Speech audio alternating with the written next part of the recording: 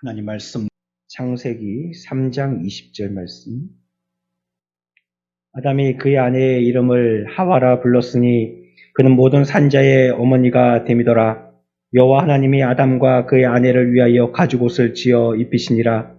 여호와 하나님이 이르시되 보라, 이 사람이 선악을 아는 일에 우리 중 하나같이 되었으니 그가 그의 손을 들어 생명나무 열매도 따먹고 영생할까 하노라 하시고, 여호와 하나님이 에덴 동산에서 그를 내보내어 그의 근원이 된 땅을 갈게 하시니라.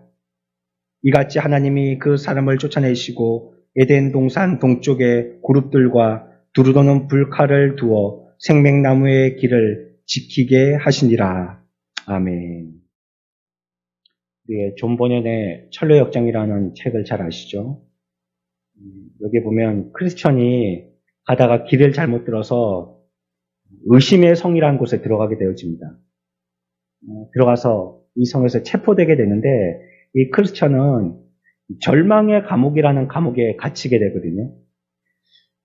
여기에는 이름이 절망의 감옥이잖아요. 아무 미래가 없이 깜깜하고 소망도 없이 그렇게 보입니다. 모든 것은 깜깜한 어둠으로 되어 있는 그런 감옥입니다. 그래서 이 크리스천이라는 사람이 이런 미래와 소망이 없는 데서 내가 살아봤자 뭐 하겠냐 해서 자살의 유혹을 받기 시작합니다. 왜냐하면 절망의 감옥은 빛이 한 개도 없기 때문에 어디를 보든지 살아갈 무슨 희망이 없는 거예요. 여러분들이 생각해 보세요. 깜깜한데 조금의 빛도 없는 그런 감옥 속에 갇혀 있다고 생각해 보세요. 그게 하루 이틀이면 모르겠는데 몇 날 며칠인지도 자각할 수도 없겠고, 또 그로 인해 가지고 얻게 되어지는 스트레스 같은 게 굉장하잖아요. 그래서 이 크리스찬은 조금 더 나아질 것 같지 않아서요, 자살하려고 합니다. 이제 내 삶을 끝내도 좋지 않을까 하고 이제 마음을 작심하죠. 그런데 다행히 그 옆에, 크리스찬 옆에 항상 같이 동행했던 친구가 있는데 그 친구의 이름이 소망이라는 사람이었어요. 이 친구가 크리스찬 옆에 와서 얘기하는 것입니다. 자살을 생각하기 전에 지금까지 삶 가운데에서 내가 이렇게 어려움에 처하고 자살하려고 했던 마음이 들 때마다, 위기에 이러한 봉착했을 때마다 구출해 주셨던 너의 하나님을 생각해 보라, 이렇게 얘기합니다. 아마 그분이 여기서도 너를 도울 수 있는 무언가를 준비하고 계실 거다, 이렇게 얘기합니다. 그래서 이 크리스찬이 이 소망의 얘기를 듣고요, 자기가 잊어버리고 있던 한 가지를 생각해냅니다. 그게 뭐냐면, 이런 위기를 대비해서요, 주님이 주신 것인데 그게 뭐냐면 열쇠 하나였습니다. 열쇠. 그래서 이 크리스찬은 가슴에 품고 있던 그 열쇠를 꺼집어내는데 그 열쇠의 이름은 약속이라는 열쇠였어요. 그래서 그는 이 가슴을 더듬으면서 약속의 열쇠를 꽉 붙잡습니다. 그리고 그 약속의 열쇠를 꺼내서 절망의 감옥의 문에다가 열쇠를 꼽아보니까 그 절망의 감옥 문이 열리는 거예요. 그리고 그 앞에는 빠져나갈 수 있는 길이 있었고 새로운 세상이 이 크리스천이라는 사람 앞에 열리게 되어 있었습니다. 이게 철로역정이라는 책의 한 대목에 나오는 얘기입니다. 물론 이것은 우화적인 얘기지만요, 우리에게 주는 어떤 교훈이 있습니다. 우리들도 살다가 보면 크리스찬이 이 절망의 감옥에 처했던 것처럼 미래가 사방이 차단된 것과 같은 이러한 절망의 자리에 서게 될 때가 있습니다. 이때 우리가 해야 될 것이 무엇인가를 이 책은 우리들에게 얘기하고 있어요. 우리들이 뭘 해야 되냐면, 크리스천이 그 약속이라는 열쇠를 갖고 있었던 것처럼 우리들에게도 필요한 것은 이 약속이라는 거. 우리가 절망스러울 때 우리들에게 필요한 것은요, 약속입니다. 약속. 하나님이 내게 주신 약속은 아직도 그 약속의 신실함이 더해가고, 그 약속의 말씀을 붙들고 나가는 사람들, 이런 사람들에게 하나님은 그 약속의 새로운 날을, 그 약속의 새로운 세상을 우리들에게 반드시 줄 것이라는 것을 믿는, 여기에 대한 약속에 대한 신실함, 이런 것들이 필요한 것입니다. 오늘 우리는 이제 창세기 3장 마지막 절까지 읽어보았는데, 여기 보면 인류의 타락의 현장을 이제 목격하게 되어집니다. 근데 인류가 타락했다 하면 이제 완전히 끝난 거잖아요. 세상에 우리에게 뭐 소망이 있겠습니까? 타락을 했으니 이제 더 이상 소망이 없는 것이죠. 살아도 사는 것이 아니고 살아봤자 그게 무의미한 것입니다. 마치 크리스찬이 절망이란 감옥에 갇힌 것과 같다는 거예요.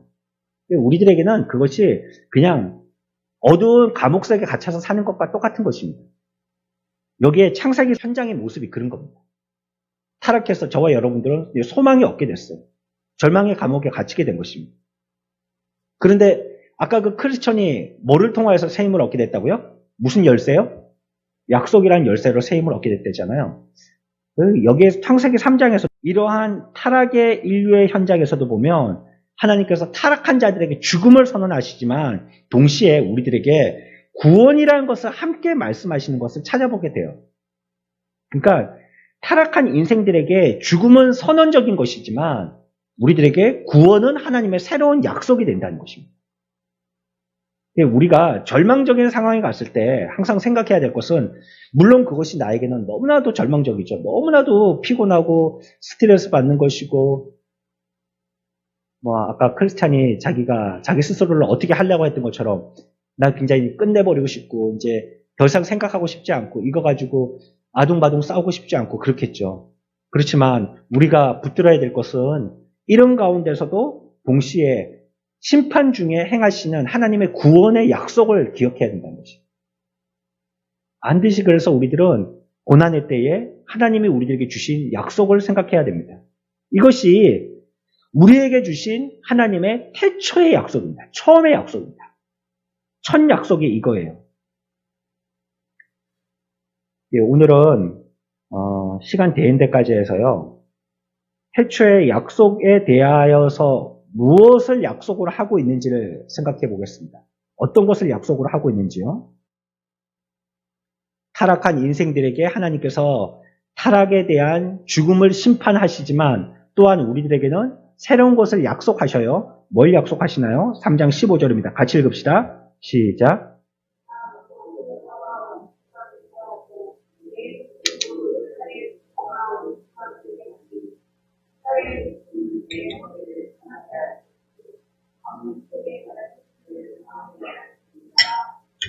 아멘.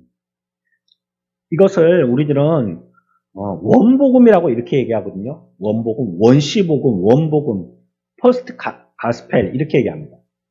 오리지널 가스펠이라고 얘기하기도 하고 독일 사람들은 프로토 에반겔리움이라고 얘기합니다. 이거는 처음에 우리들에게 약속하신 첫 복음이다. 첫 기쁨의 소식이다. 이렇게 얘기하는 것입니다. 그러니까 타락의 현장에서도 항상 복음은 있다는 겁니다. 보면 우리가 얼마 전에 막 산불이 지금 유럽도 그렇고요. 미국도 그렇고요. 가뭄이 너무 심해가지고 산불이 계속 난다는 거예요. 근데 그 산불이 나는 게 우리들 요번에도 보면 그게 요만큼 나는 옛날 그게 뒷산 정도 타는 그런 산불이 아니고요. 한 지역을 그냥 경상도면 경상도 경상북도면 경상북도 그게 전부 다 타여버리는 거예요. 그런 산불이니까 그 가운데는 사람도 짐승들은 말할 것도 없고 사람도 목숨의 위협을 받고 그런단 말이에요. 그런데 이런 걸로 볼 때는 산이 새까맣게 되어 있으니까 절망적으로 보이지만 그러나 이게 1년쯤 지나면 자생력이 있어서요. 그 가운데서도 새싹이 올라오고 그 가운데서 또 푸름이 다시 그 산에서 새롭게 올라오게 되는 거죠. 이런 어떤 절망 가운데서도 소망이 있는 것처럼 오늘 성경도 우리들에게 인간이 타락해서 사망의 선고를 받은 이 현장에서도 하나님은 우리들에게 복음을 주고 계신다라고 얘기하고 있습니다. 여기 보면 3장 15절에 이 복음의 핵심은 뭐냐면 여자의 후손을 얘기하고 있습니다. 뭐가 우리들에게 복음이 되느냐? 여자의 후손이 우리들에게 복음이 된다는 것을 얘기하고 있어요. 그 여자의 후손으로부터 우리들에게 소망이 온다는 겁니다. 어떻게 여자의 후손이 소망이 되는지를 설명하고 있는데요. 먼저 1차적으로 보면 하나님께서 사탄을 향해서 하는 말입니다. 내가 너로 여자와 원수가 되게 하고 너의 후손도 그 다음에 뭐라고 얘기했어요? 여자의 후손과 원수가 되게 하겠다. 이렇게 얘기하고 있죠. 내가 너로 여자의 원수가 되게 하고 너의 후손도 여자의 후손과 원수가 되게 하겠다. 이렇게 얘기하고 있어요. 그 다음에 뭐라고 얘기하냐면 여자의 후손은 내 머리를 상하게 할 것이고 너는 그 발꿈치를 상하게 할 것이다. 이렇게 얘기하고 있습니다. 그러니까 창세기 3장 이후의 역사는요. 크게 본다면 뱀의 후손의 대결과 여자의 후손의 대결이라는 거. 뱀과 뱀의 후손, 여자와 여자의 후손의 갈등, 두 무리의 대결을 얘기하고 있다는 것입니다. 4장에 가면 이런 형태로 또 그림이 나오는데 어떤 그림이 나오냐면 가인과 아벨의 얘기가 나오거든요. 여기서도 또 가인과 아벨의 갈등을 서로 다루고 있어요. 하나님 편의 선자와 마귀 편의 선자. 두 그룹의 갈등의 요소들을 갖다가 서로 대조시켜 놓고 있는 것입니다. 근데 여기에서 여자의 후손이라고 얘기하고 있으니까 여자의 후손을 우리가 이해하기는 후손이 많은 것 아니겠어요? 후손이라고 그러면 한 명이 아니고 많은 게 후손이잖아요. 그렇지만 여기서 얘기하는 여자의 후손은 많은 후손들의 숫자를 다 얘기하는 것이 아니고 그 가운데 있는 한 개인을 얘기하는 겁니다. 여자의 후손. 여자의 후손이 뱀의 후손과 원수가 되게 하겠다는 것은 하나님이 행하시는 하나님의 구원, 한 사람을 통하여서 구원이 있게 하시겠다라고 얘기하는 것입니다. 여자의 후손이라고 얘기하고 있잖아요. 엄격하게 얘기하면 우리 후손들은요, 남녀의 후손이죠. 우리 부모님의 후손이잖아요. 그러니까 부모님이 부도 계셔야 되고 모도 계셔야 되고 그래야지 나라는 사람이 존재할 수 있으니까 부모의 후손이란 말이에요, 우리는. 근데 여기서는 어떤 후손이라고요? 여자의 후손, 그러니까 모의 후손만 있다는 거. 역사 가운데 오직 이분은 여자의 후손들이라고 복수를 쓰고 있는 것 같지만 여러 명이 아니에요, 사실은. 한 명이에요. 여자의 후손은 단 한 분. 누굴 얘기하는 거죠? 예수 그리스도를 얘기하는 것입니다. 그러니까 그 많은 후손들 가운데서 여자를 통한 구원 후손은 한 명이시고, 그러나 우리가 일반적으로 부모를 통한 후손은 여러 명이라는 것이죠. 예수님께서 이와 같이요, 이 역사의 시간에서요, 이 메시아께서 우리들 가운데서 구세주로 오시는 이러한 장면들을 갖다가 성경은 여러 군데에서 얘기하고 있는데, 특별히 갈라디아서 4장 4절에서는 이렇게 얘기합니다. 우리 한번 찾아볼까요? 한 절만 다 같이 읽읍시다. 시작.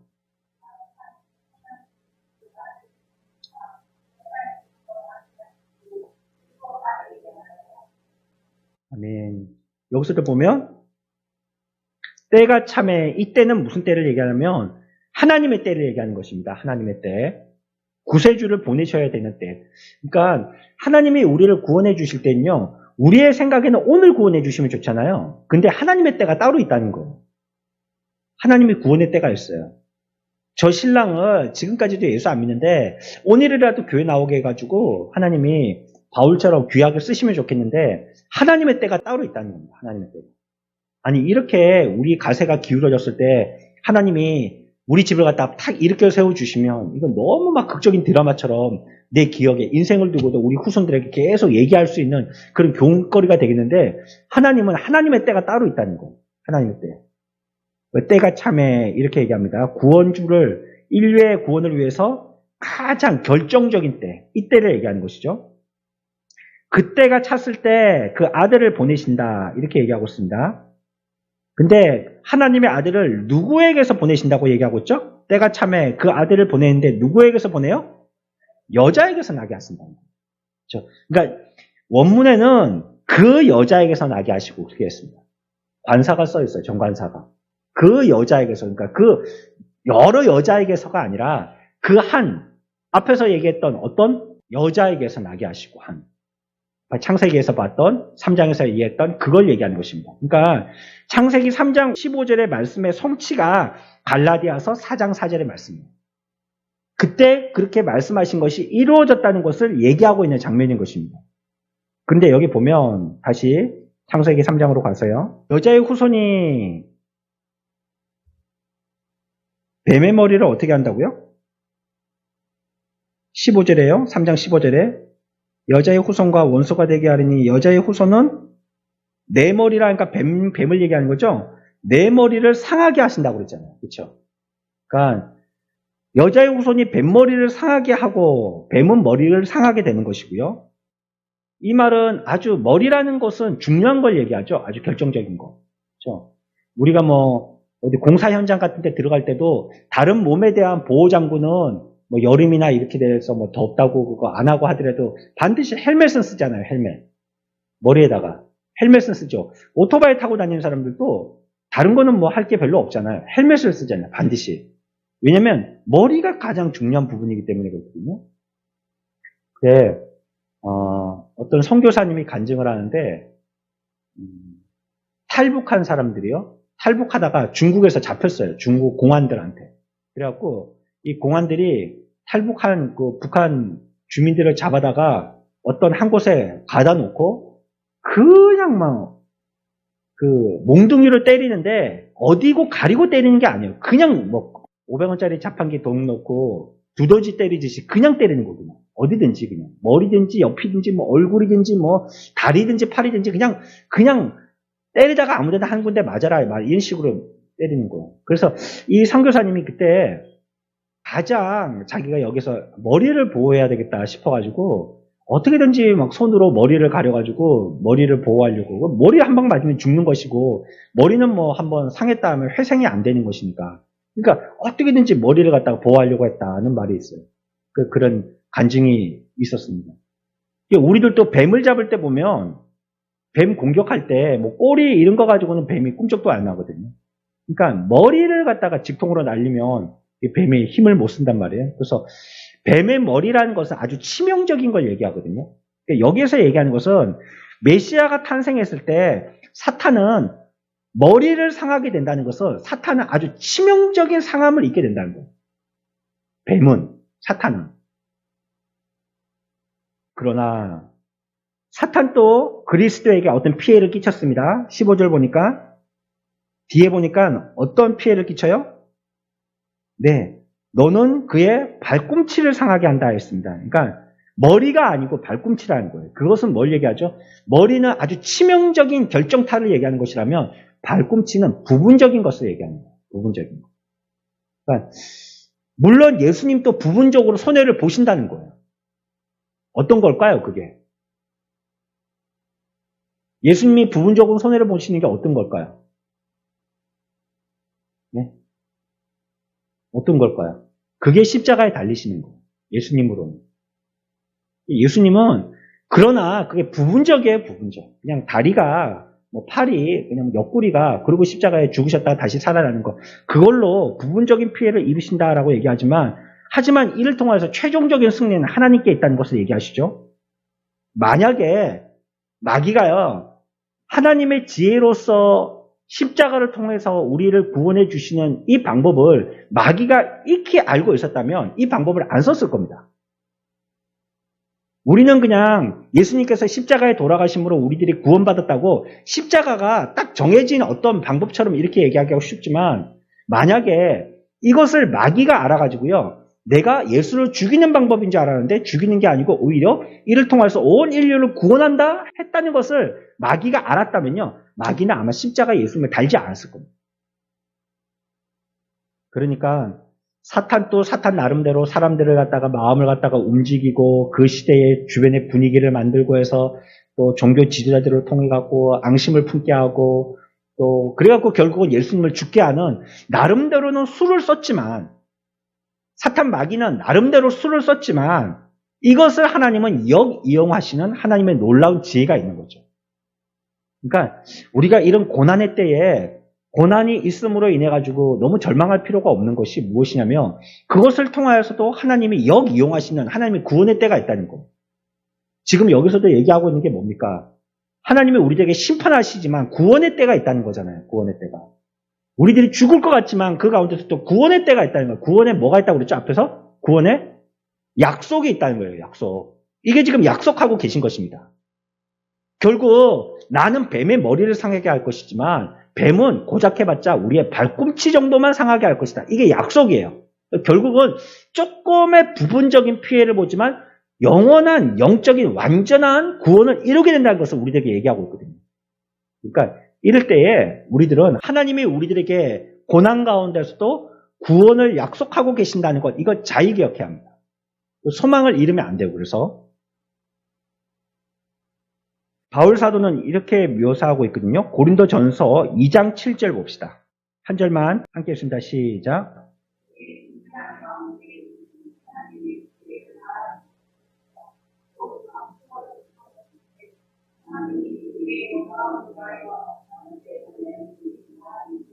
아멘. 이거는 마귀가 몰라요. 이거는 몰라. 이런 걸 마귀가 모른단 말이에요. 그래서 우리가 당장 당하는 이 고난이 나를 갖다가 다리를 치고 막 팔을 치고 목을 칠 것 같지만 하나님이 이 일을 통하여서 우리들에게 이루시려고 하시는 만세전의 하나님의 구원의 계획은 마귀가 모른단 말이에요. 하나님의 놀라운 방법으로 다리가 처지는데 다시 회생케 되어지고 죽을 것 같이 나사로처럼 무덤에 들어가는데 다시 살게 되어지고 여기서 죽었다 싶은 갈릴리 바다 가는데 빠졌지만 다시 물 위로 떠오르게 되어지는 이런 놀라운 역사가 있을 것을 마귀는 모른단 말이에요. 우리가 절망케 되어지는 그 상황은 절망이라는 현상을 봐서 그렇죠. 하나님은 만세전에 우리를 위해서 구원의 계획을 갖고 계신다는 거예요. 그거는 비단 저와 여러분들이 예수 십자가로 말미암아 영적인 구원받는 것뿐만 아니라 육신의 구원도 그렇다는 겁니다. 우리의 구원은 영적인 구원만을 얘기하는 게 아닙니다. 육신의 구원도 포함되어 있는 겁니다. 그래서 우리가 이런 어려움을 당하고 고난 가운데 있다 할지라도 이와 같이 영광을 위해서 미리 정하신 일, 만세전에 미리 정하신 일, 이거는 마귀가 모르기 때문에 이것을 어떻게 잘못되게 만들지 못하는 거예요. 어떻게 하지를 못하고 지는 나름대로 한다는 게 십자가를 못 박는 건데 그러나 그걸 통해 갖고 하나님의 이루시려고 하시는 역사를 이루시는 걸 마귀는 모른다는 거예요. 알 수 있는 재주가 없어요. 그래서 예수 믿는 사람들은요. 주의 말씀 가운데 있으면 자비와 긍휼과 보호를 받게 됩니다. 그 약속 가운데 있기 때문에. 내가 비록 연약하다 할지라도 부족하다 할지라도 그 약속 안에만 있으면요. 6월절에 양피 바른 집에 있으면 어떤 사람이라 할지라도 죽음의 천사가 그냥 지나가듯이 말이죠. 그 약속의 안에 있으면 아무도 상하지 않게 되십니다. 약속을 꼭 붙이십시오. 하나님이 우리를 구원해 주시고 우리에 대해서 이와 같은 만세전부터 계획을 갖고 계신다는 이 약속을 꼭 붙으십시오. 십자가의 섭리를 얘기하는 거죠. 십자가의 구원 계획을 얘기하는 겁니다. 이걸 영원한 지혜다 이렇게 얘기하었어요. 2장 8절 고린도전서 그 밑에 절 같이 읽습니다. 시작.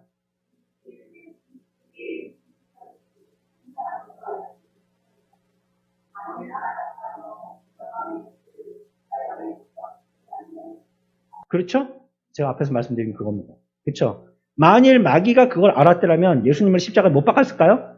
아니죠. 이렇게 돼가지고 오히려 자기가 손해를 보는데 뭐 하려고 했을 거예요. 그런데 마귀는 자기의 지식은 굉장히 좁아서 이걸 다 몰라요. 이거는 구약 때부터 예언자들로 통하여서 우리들에게 익히 말씀하신 부분들이거든요. 메시아가 오실 것이고 그가 장대에 달릴 것이라는 걸 말씀하시지만 마귀는 그런 걸 다 모른단 말이에요. 예수 믿는 사람이 똑똑해서요. 세상 가운데 많은 사람들 가운데서 머리가 됩니다. 그래서 밟히는 소금이 되지 않습니다.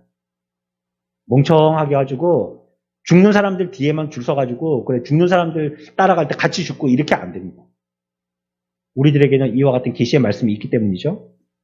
그러니까 아마 사탄은 예수님이 십자가에 못 박혔을 때 잘 됐다 싶었을 거예요. 처음부터 계략을 피워서 예수가 났을 때부터 죽이려고 했는데 이게 안 죽었는데 야 이게 먼저 청년 때 아직 40살도 안 된 청년 때 죽였으니 이 정도라도 반타작은 했다 싶었을 거예요. 잘 됐다 하고 예수님이 십자가에 못 박혀 죽으실 때 고개가 딱 떨궈지고 코에 호흡이 끝일 때 사탄은 이제 내 세상이다 하고 막 춤추고 너무 기뻤을 것입니다. 이제 예수는 끝이다 막 이랬을 것이죠. 이렇게 보면 사탄은요 예수 그리스도의 십자가에 못 박히심에 대해서 굉장히 통쾌해하는 거예요. 통쾌해하는 거. 그래 내가 결국은 내가 마지막 승리자지 이렇게 통쾌해하는 것이죠. 그러나 성경은 뭐라고 얘기하십니까? 찾아봅시다. 이 부분에 대해서 시편 2편 4절입니다.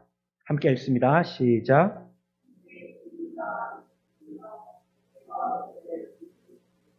아멘. 마귀가 못 이겨요. 그래서 마귀가 못 이겨요. 구원해 내신 하나님의 구원의 방법을 마귀가 이겨낼 수가 없어요. 우리에게도 하나님이 구원의 약속을 하셨다고 했잖아요. 마귀가 이겨요, 못 이겨요? 못 이깁니다. 우리의 이러한 실패되어진 삶이라든지 아니면 고난 가운데 있는 삶으로 보이는 이런 삶 가운데에서 마귀가 이길 수가 없어요.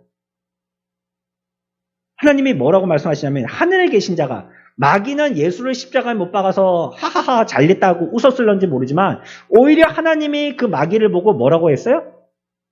니는 웃어라 나는 니 비웃는다 이렇게 하신 거예요. 오히려 십자가에서 죽으셨기 때문에 구속의 값을 치르셨고요. 십자가에서 흘리신 그 피로 말미암아 우리 모든 인류대의 죄값은 다 사해진 것이고요.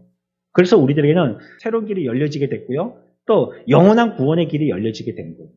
그래서 이제 이것은 한 번으로 어떻게 할 때마다 뭐 구약의 제사 때처럼 또 잘못했으니까 또 제물 잡아와서 제사 지나고 이제 이렇게 안 해도 되는 완전한 구원자로 하나님이 직접 우리의 제물이 되셨기 때문에 그 제물을 어떤 것도 이전까지는 만족할 만한 것이 없었기 때문에 더 큰 거라든지 자주라든지 절기때라든지 계속 갖고 왔지만 이 제물은 완전하게 하나님께서 받으실 만한 완전한 제물이 되셨거든요. 그래서 이제 더 이상의 제물이 필요 없는 거예요. 그래서 이분으로 말미암아 이제 우리들은 더 이상의 제사를 안 지내도 되게 됐고 이분으로 말미암아 우리의 구원은 영원한 구원이 이루어지게 됐다라고 성경은 얘기하고 있는 거예요. 바로 이런 십자가를 통한 인류의 구원의 계획이요. 이 창세기 3장에서부터 계속 증언되고 있는 것입니다. 그래, 오늘 우리가 생각해 보았던 이 말씀에서는요. 첫 번째 우리들에게 이 태초의 약속이라고 할 수 있는 것을 말씀하실 때 구원을 약속하신 것이다는 걸 우리가 살펴봤고요. 또 두 번째는요. 앞에서는 뱀과 여인의 관계를 통하여서 구원을 설명하셨다면 이제 두 번째에서는 가죽 옷으로서 그 구원의 관계를 설명하십니다. 뭐 이것도 여러분들이 익히 잘 알고 계신 말씀들이죠. 십자가상에서 우리를 위해서 죽으시고 부활하신 그리스도를 통하여서 우리가 경험하게 될 구원이라는 것은 과연 어떤 구원인지 그 구원이라는 것은 그냥 우리가 생각하는 그냥 추상적인 구원인가 그렇지 않고 아주 구체적인 구원이라는 것을 우리에게 얘기하고 계신 것이에요. 이것이 바로 가죽옥 사건이거든요. 창세기 3장 21절로 갑니다. 한 절만 다 같이 읽습니다. 시작.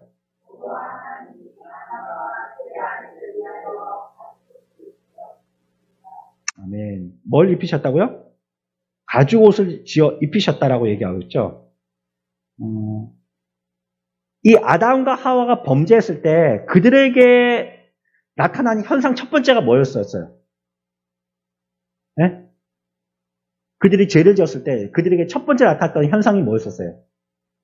부끄러운 거예요. 수치스러운 거. 죄를 지으면 부끄러워한다면 사람들이. 죄를 지으면. 그래서 TV 같은 데도 보면 나쁜 놈들이 이렇게 잡혀 들어갈 때 보면 전부 다 모자 쓰고 머리를 이렇게 눌러 얼굴이 안 나오려고 하잖아요. 부끄러워서. 그래서 어쩔 때는 막 마스크도 벗기고 모자도 벗기고 이럴 때가 있죠. 그러면 여자들은 머리가 길어가지고요. 머릿속에 쏙 들어가니까 또 얼굴이 가려져서 모자나 마스크가 없는데 잘 안 보이더라고요. 남자들은 뭐 머리가 짧으니까 다 보이게 되는데 하여튼 그렇게 자꾸 머리를 숙이고 뭐 모자로 감추고 마스크로 감추고 하려는 게 부끄러워서 그런 거거든요. 죄악이 부끄러운 것. 그것처럼 아담과 하와가 범죄했을 때도요. 우리 인류들은 첫 번째 느끼는 감정은 부끄러움이었었습니다. 그런데 이 부끄러움을 가리기 위해서 어떤 옷을 해 입었냐 하면 3장 7절 봅시다. 함께 읽읍시다. 시작.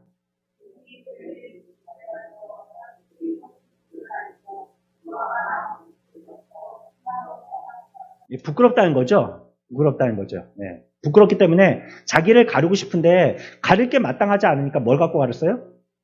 네, 무화과 나무 여러분들 저기 보면 하와이에 가면 하와이 원주민들이 나무 이파리 같은 걸로 이렇게 치마 같은 거 만들고 해가지고 막 새로운 사람들 환영한다고 막 춤추고 이런 거 보시죠. 그것처럼 말이죠. 원주민들이 그랬던 것처럼 여기 아담과 하와도 자기들이 범죄했을 때 무화과 나무 잎을 엮어서 치마를 만들어서 자기 몸을 가렸습니다.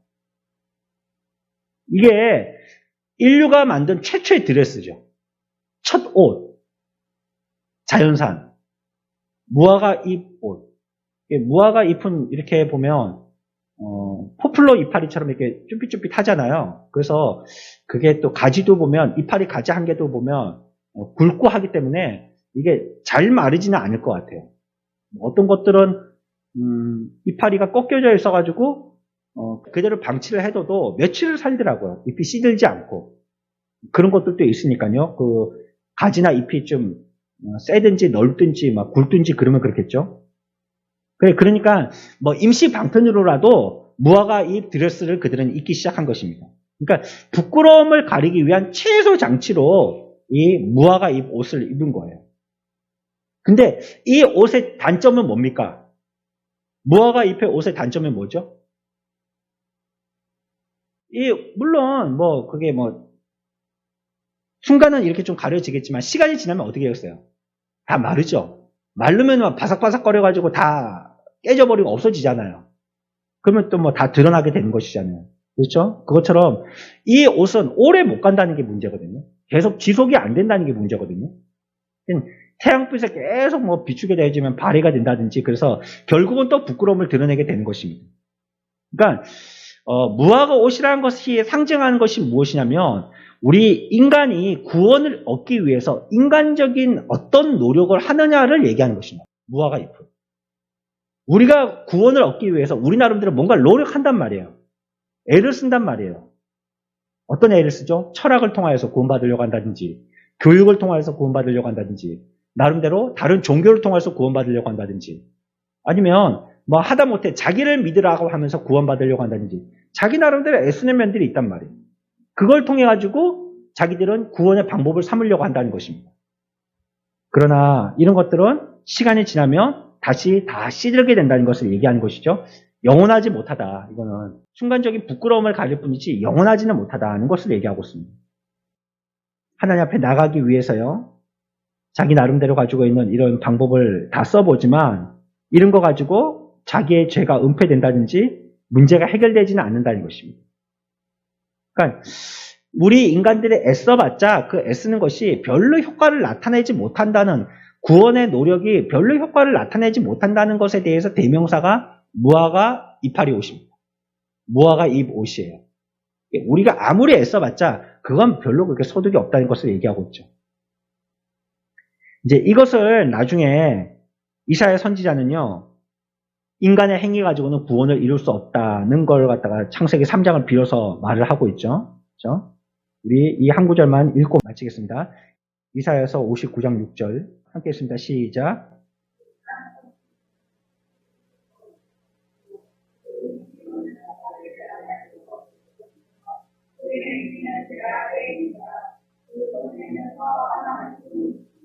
아멘.